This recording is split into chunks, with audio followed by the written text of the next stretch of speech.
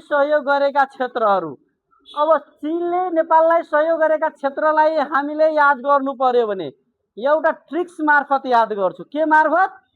Tricks मार्फत याद गर्छु। ट्रिक्स रहेको छ कालु आफ्नो साथी अर्निको र भिरकुटीसँग सासू र बिबीलाई रिसिभ गर्न बारा र हेटौडा नाकामा पुगे। अब हेर्नुस्, कहाँबाट?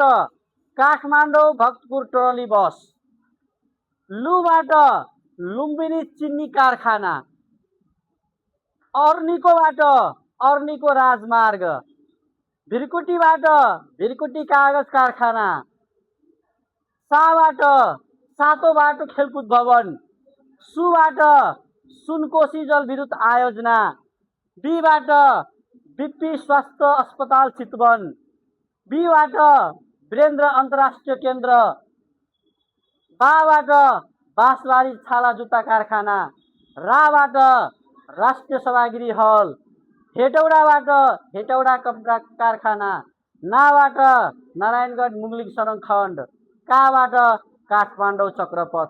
यदि हामीलाई चीनले नेपाललाई सहयोग गरेका क्षेत्रलाई याद गर्नु पर्यो भने कालु आफ्नो साथी अर्निको र भिरकुटीसँग सासू र बिबीलाई रिसिभ गर्न बारा र हेटौडा नाकामा पुगे भन्ने सूत्रलाई याद गरेर हामी के गर्न सक्छौँ त? त्यो याद गर्न सक्छौँ।